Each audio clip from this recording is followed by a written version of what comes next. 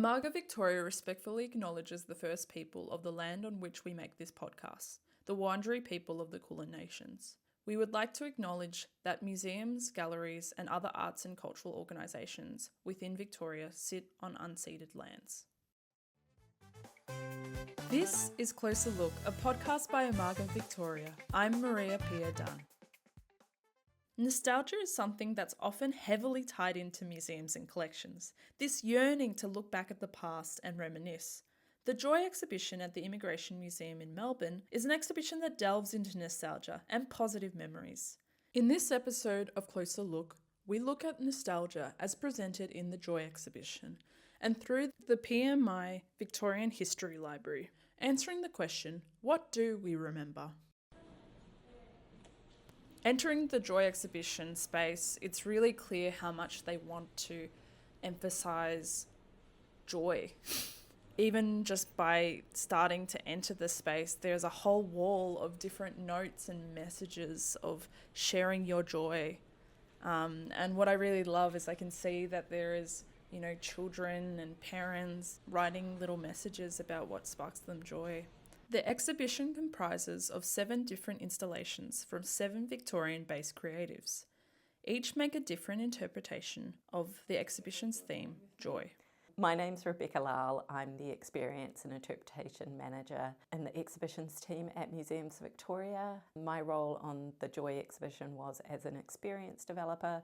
So I'm looking at things like the overall concept of the show, what themes, what experiences do we want our visitors to have, and then I was part of a larger team finding artists that we wanted to engage with on the show as well. So what we were interested in, or the artists that we were interested in approaching were artists who used colour in their practice. That was kind of a fairly tangible thing, but the other thing that we were after was a diversity of experience as well as a diversity of practice. So, for instance, we've got a designer in the show, we've got a fashion designer, we've got people who work in fine art, poets, writers, So we're looking for that diversity of experience and also, who they were as well as people. We had this idea of hyperdiversity that we applied to the exhibition, so it isn't just about, who you are and where you come from, but it's also about the practice.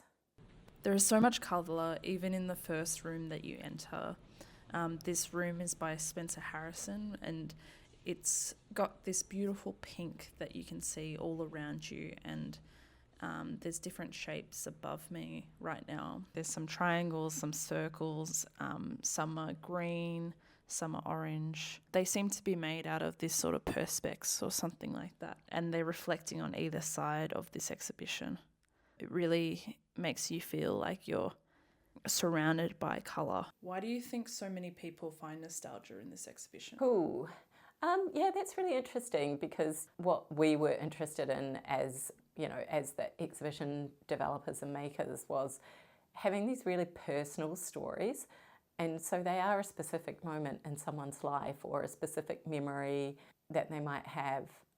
But I think there's also something universal about them as well. So people can relate to what's happening in the spaces. So they have a contrast between being somebody's specific memory, like, Becky's room is sort of very much styled in the sort of 1970s and 1980s. She's got stickers on the wall from that time period. The design of the bunny references that time period. She's got fabric on the bunny from a quilt that her grandmother made. It's all this specific things, but then at the same time, there's enough space within each artwork where you can bring your own stories as well. And you can have those conversations with the people around you, whether that's the people you've come with or, even complete strangers. I feel like the room that kind of sparks the most memory for me is looking at the Video Land room. That is this recreation of an old video rental store. I remember being a child going to a video rental store, and it was just really amazing to have that experience again, and seeing all the videos all stacked up. And I love particularly the note that you can pick up the phone and the jingle continues to be playing. almost like you can't escape it in this space. I think that also it's really cool to see something that's so interactive. And I noticed in the exhibition that it was very interactive. How important was that?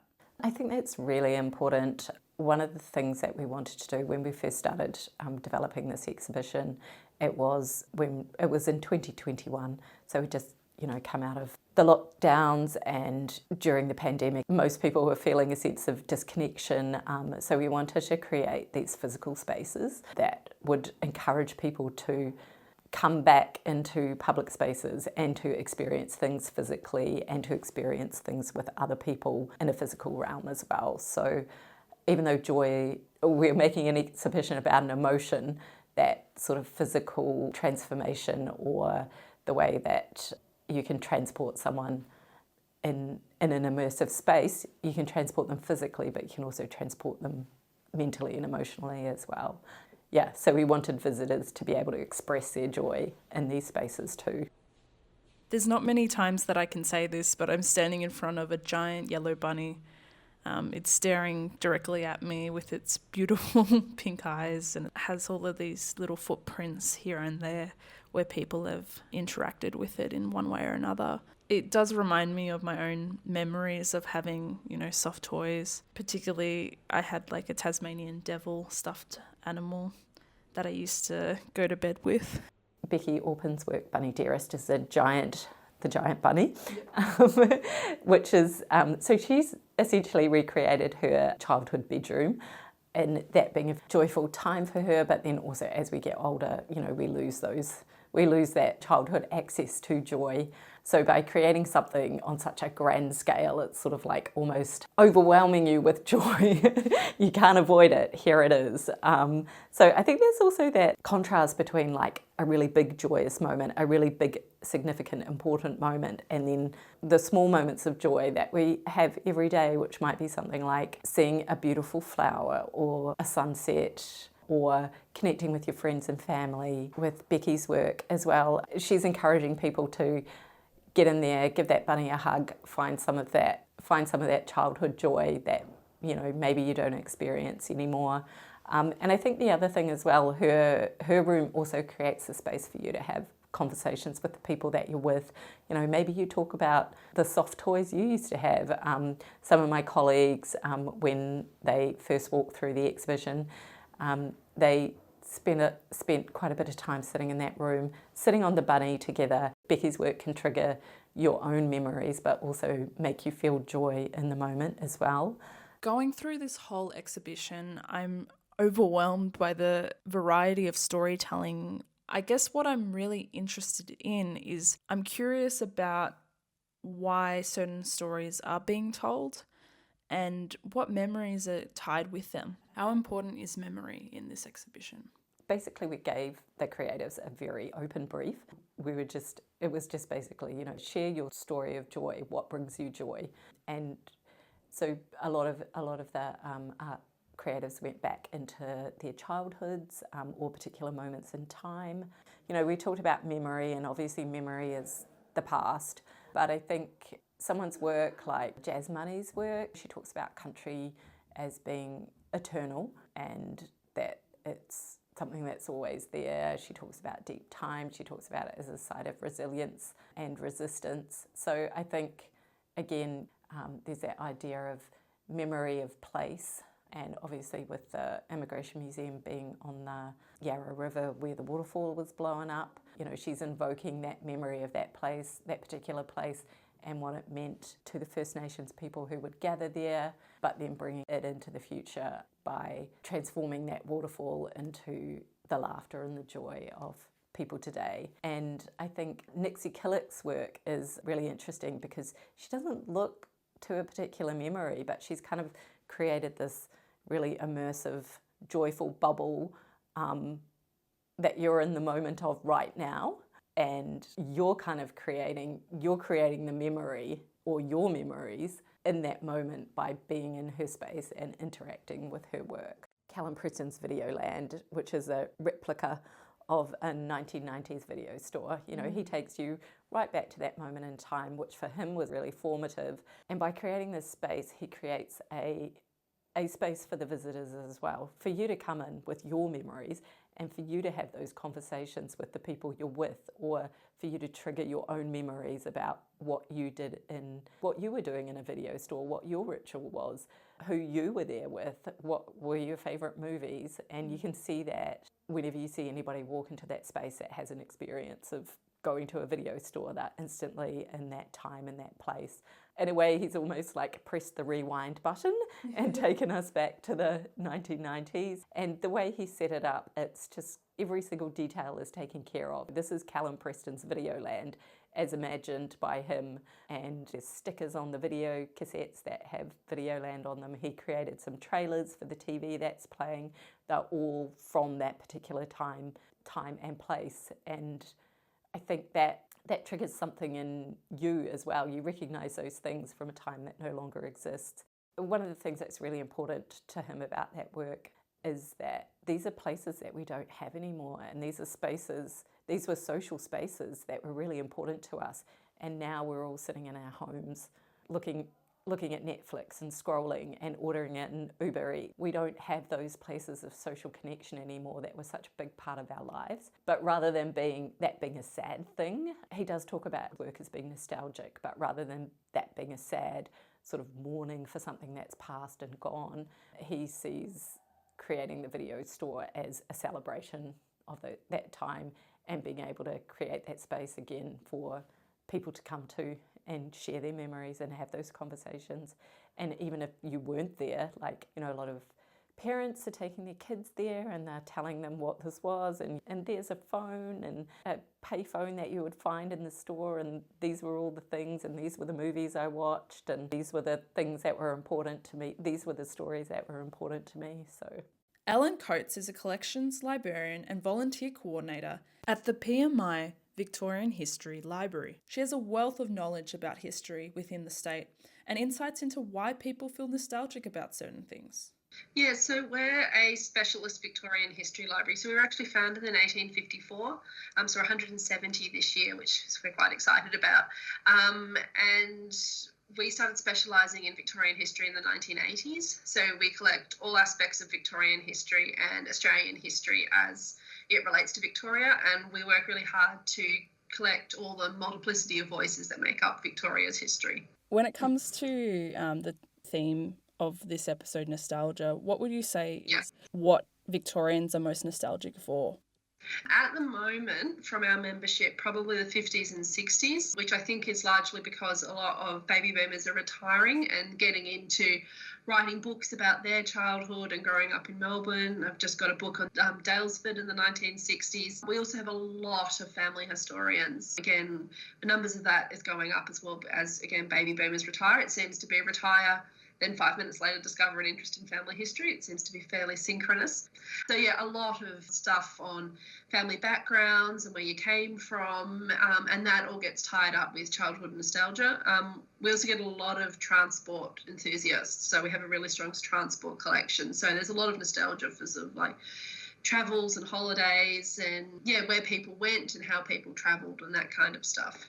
In Ellen's role, she sees how different people can remember things and be nostalgic in different ways. When you all experience something, it's really strong actually so this isn't a collection example, but in our volunteer course, we've got 30 volunteers who range from, I think our youngest is like 21, our oldest is 80, oldest active volunteer is 82, and our oldest auxiliary volunteer, he's just retired, like at the start of this year, is 91. So within that age range, we see really different levels of nostalgia and different things that they're nostalgic about. But whenever we do talks as well. So people will come along to a talk. So we've got one about some of the old cinemas coming up, and people come along and tell stories of when they went to the cinemas and when the stuff they remembered from these particular cinemas. And we also have the Cinema and Theatre Historical Society in the building, so we get a lot of nostalgia around movies and all of that kind of stuff. So yeah, I think that it's really important going forward, and it is a really important way that people do use the collection. Ellen sees that the Victorian History Library plays an active role for current and future Victorians to connect to the past. As people get older, and it's often childhood that's idealised. So, like I've just turned 35, so to me, like the 90s aren't nostalgic, but they probably will become so. And we're increasingly seeing people like being nostalgic about VHS. I've got someone in their early 30s who's borrowing our whole VHS collection because they want to watch it on VHS. So nostalgia about formats, definitely, which is quite interesting. And just about like books you read as kids as well. We've got quite a strong fiction collection, so Australian fiction by Australian authors, and collectibles too. So like Ephemera Society journals, Art Deco stuff. I mean, it's not really nostalgia, but we do have some Art Deco journals. Childhood cartoons as well, because we've got the Cartoonists Association journals. So they're really interesting for just telling different stories about our social history and how we saw ourselves and continue to see ourselves. And I think as we all get older, that's going, the eras that we are nostalgic about is going to sort of shift forward as people get older and become nostalgic, because you tend to not be nostalgic about the now. So we're the only forlorn collection of its type anywhere in the world. So what we want is, firstly, we want people to know we exist. That's our key driving force at the moment. So yeah, we want people to understand that Victorian history is complicated and fascinating and has many different facets. And by coming here, you can hopefully explore all of them in many different formats, because, as I said, we do fiction and non-fiction and films and electronic resources and zines and comics and a whole range of other stuff. We've got a really strong ephemera collection, so that Victoria has many voices and many ways of telling our stories. That's all from us at Closer Look. The Joy exhibition is at the Immigration Museum till the 29th of August 2025, and the PMI Victorian History Library is open every day 10 to 4 except Saturdays, Sundays and Mondays. A huge thanks to Ellen Coates and Rebecca Lull for their contributions to this podcast. If you have any feedback at all, we would really love it, particularly as this podcast is a pilot program, so you can contact us with any feedback through Amaga Victoria's Instagram, LinkedIn or Facebook. The sound mixing and recording of this episode was done by me, Maria Pia Dunn, and additional edits were made by Cav P, who you'll be hearing from in future episodes. A huge thanks to Ashley Robertson and the larger Amaga Victoria team for supporting this podcast. The music in this podcast is by Oleg Fedak from Pixabay. This is Closer Look.